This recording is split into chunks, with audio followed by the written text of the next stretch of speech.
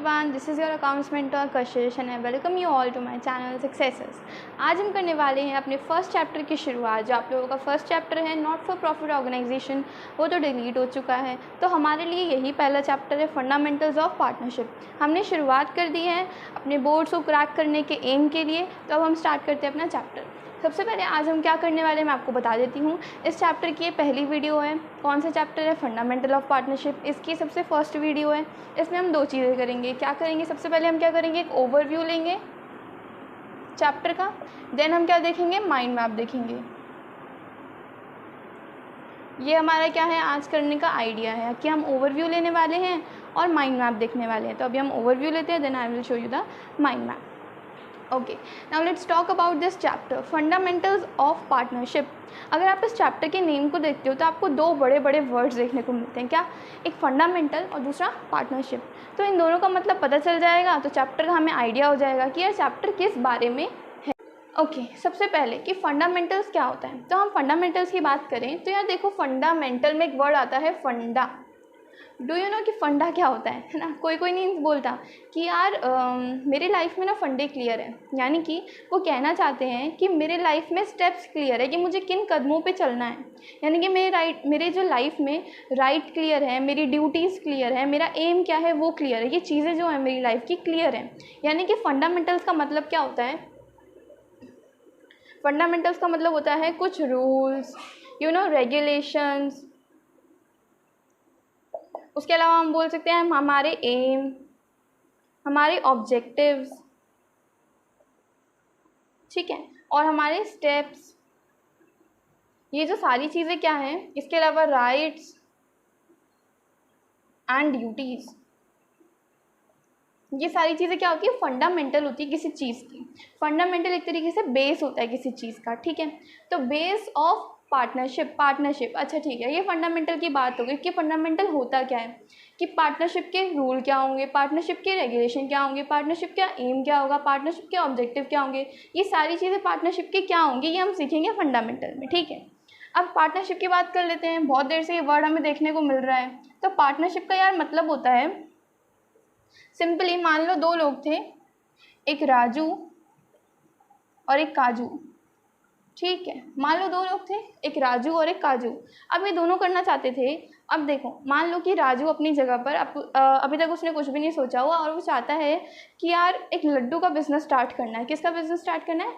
लड्डू का business start करना है, ठीक है। इनके माइंड में है कि लड्डू का बिज़नेस स्टार्ट करते हैं, ठीक है यार, मन में आई, बहुत अच्छी बात है। बट लड्डू का बिज़नेस ऐसे तो नहीं स्टार्ट हो जाएगा, उसके लिए आपको कुछ पैसे चाहिए होंगे। मान लो उसके लिए हमें नीड थी 1 लाख रुपए की।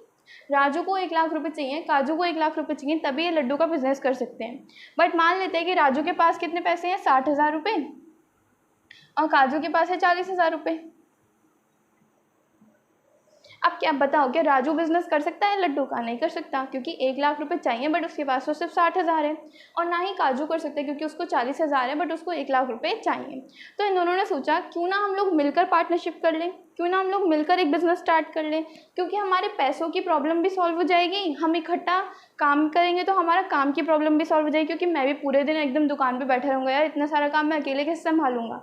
सेम प्रॉब्लम दोनों के साथ थी। मतलब इन्होंने क्या किया कि दोनों ने मिलकर जब बिज़नेस स्टार्ट कर दिया, तो इस पूरे को हमने क्या नाम दे दिया? इसको हमने नाम दे दिया पार्टनरशिप का। किसका नाम दे दिया? पार्टनरशिप का। देखो 11th तक जो हम पढ़ रहे थे अकाउंट्स, हमारी सोल प्रोप्राइटरशिप थी। कौन सी थी? Sole proprietorship. वो क्या होता है कि जब एक अकेला बंदा एक पूरी दुकान संभालता है, एक पूरा बिजनेस संभालता है, नॉट दुकान, बिजनेस संभालता है, ठीक है। यानी कि वो खुद मैनेजर है, वो खुद डायरेक्टर है बिजनेस का, खुद इन्वेस्टर है, खुद कैपिटल लेकर आएगा, खुद संभालेगा, खुद ही प्रॉफिट रख लेगा, खुद ही सारा काम करेगा, वो होता है सोल प्रोप्राइटर। बट अगर मैं पार्टनरशिप की बात करूँ तो इसमें क्या होता है, हर चीज़ बट जाती है। दो से ज़्यादा लोग जब भी आ जाते हैं तो क्या होगा, दोनों मिलकर कैपिटल लेकर आएंगे, दोनों मिलकर काम करेंगे, है ना। ये हमारा हो जाता है पार्टनरशिप। अब आप लोगों को अच्छे से बेसिक अंडरस्टैंडिंग हुई होगी पार्टनरशिप की। तो पार्टनरशिप क्या होता है, उसके फंडामेंटल्स क्या होते हैं, ये हम इस चैप्टर में देखेंगे। कि ये जो चैप्टर है ना, ये चैप्टर आपके आने वाले पूरी अकाउंटिंग फॉर पार्टनरशिप के जितने मैंने चैप्टर आप लोगों को बताए थे उन सब का बेस है। यानी गुडविल के बाद डेथ, PSR, मतलब जितने ये चैप्टर्स हैं, डिसोल्यूशन एंड ऑल, वो एडमिशन, रिटायरमेंट वगैरह, उन सब का क्या है, ये बेस है। अगर आपने ये अच्छे से समझ लिया तो आगे वाले चैप्टर में दिक्कत आनी ही नहीं है, ठीक है। और मैं कोशिश करूँगी कि जो चैप्टर है उसको कहानी के फॉर्मेट में समझाऊँ ताकि कोई प्रॉब्लम आए ना, ठीक है। अब फंडामेंटल्स ऑफ पार्टनरशिप में हम एक और चीज़ देखेंगे, क्या किन किन चीज़ों का इनको सामना करना पड़ता है ना, किन किन चीज़ों के उनको अकाउंट्स बनाने पड़ते हैं। अब देखो एक बात बताओ कि अगर एक अकेला बंदा था, एक सोल प्रोप्राइटरशिप था, तो वो तो भाई एक P&L बनाता था, एक ट्रेडिंग बनाता था उससे पहले, है ना, और क्या बनाता था, बैलेंस शीट बनाता था, ऐसे अकाउंट्स बनाता था। अब 2 लोग आ गए हैं और इससे एक कैपिटल अकाउंट भी होता था।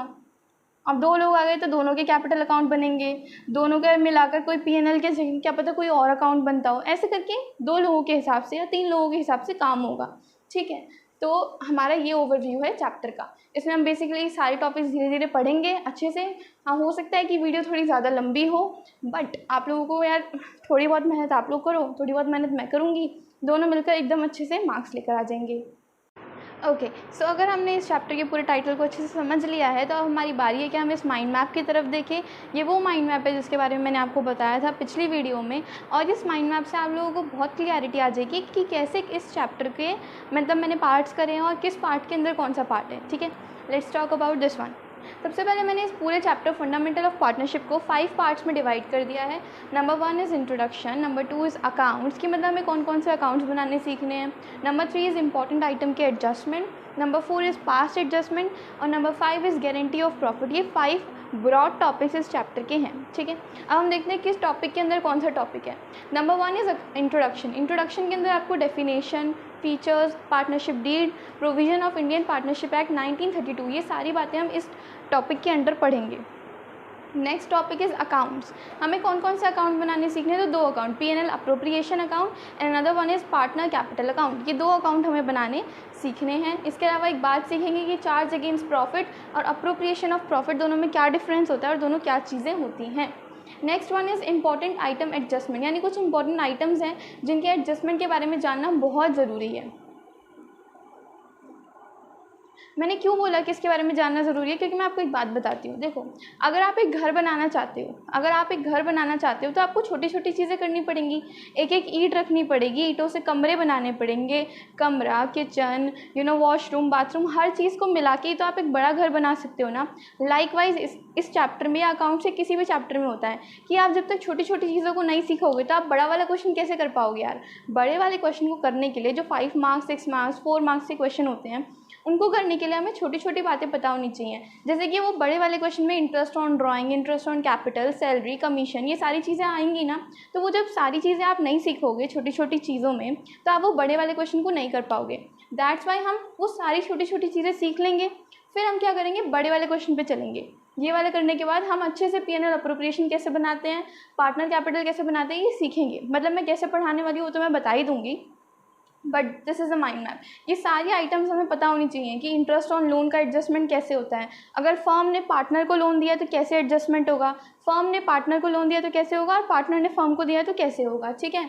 रेंट का एडजस्टमेंट कैसे होगा, कमीशन का, सैलरी का, interest on capital, interest on drawing, ये सारे ही टॉपिक बड़े इंपॉर्टेंट हैं और इन्हीं से ही हमारे सारे लॉन्ग क्वेश्चन जाके बनते हैं। Next one is past adjustment. Past adjustment मतलब पिछली हुई गलतियाँ, यानी कि हमारे पहले जो हमने गलतियाँ करी हुई है, हमारे पास्ट में जो हमने गलती करी है, हम उसको सुधारना चाहते हैं। मतलब इसमें देखो 2 चीज़ें हो सकती हैं, या तो मैंने कोई गलती करी, मान लो राम और श्याम 2 पार्टनर्स थे और मैंने राम को 20,000 की सैलरी दे दी जबकि सैलरी 30,000 देनी थी, ठीक है। मैंने उसको 20,000 दे दिए, भाई 30,000 देने थे। मेरे पास 2 तरीके हैं, या तो मैं उसको 10,000 और दे दूँ या फिर मैं उससे पूरे 20 वापस लेकर उसको 30 दे दूँ, है ना। बट हम बुक्स में किस तरीके से इसको करते हैं वो मैं आपको सिखाऊंगी। ये होता है एरर, यानी मेरे से कोई गलती हो गई। और ओमिशन क्या होता है कि मैंने कुछ भूल गई, मतलब मुझसे कुछ छूट गया, मैं कुछ भूल गई। लाइक कि राम को 30,000 सैलरी देनी थी बट मैं देना भूल गई, उसको बोलते हैं ओमिशन। तो क्या करेंगे, दे देंगे उसको सैलरी, उसकी कैसे एंट्री होगी हम वो सीखेंगे। Next is guarantee of profit. Guarantee of profit topic क्या होता है कि मान लो 3 पार्टनर्स थे, राम, श्याम और धाम, ठीक है। ये 3 पार्टनर्स थे। अब मान लो कि राम को डाउट हो रहा है कि यार मुझे पार्टनरशिप में आना चाहिए या नहीं आना चाहिए, मुझे प्रॉफिट नहीं लग रहा है इस पार्टनरशिप में।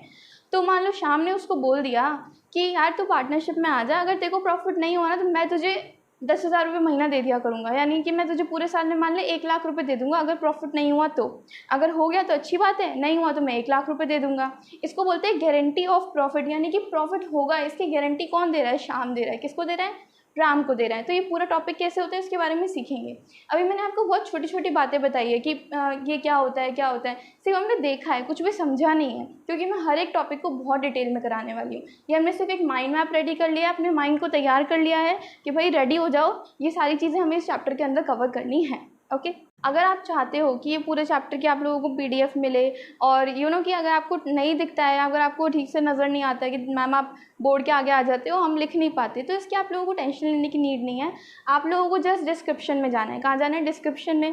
डिस्क्रिप्शन कैसे मिलेगा? अब देखो, मान लो ये हमारी वीडियो है, ठीक है, ये वीडियो चल रही है यहाँ पर, तो यहाँ नीचे करके एक छोटा सा एरो बना होता है, उस एरो पर क्लिक करो, डिस्क्रिप्शन खुल जाता है। फिर आपको क्या करना है, उस डिस्क्रिप्शन में लिखा होगा एक जगह पर कि PDF of the session, PDF of the session, वहाँ पे एक लिंक दिया होगा, उस लिंक पे क्लिक करना, आपको ये PDF मिल जाएगी, पूरा एज इट इज़ यही मिल जाएगा जो मैंने बोर्ड पर जितना भी क्लास में लिखा होगा, ठीक है।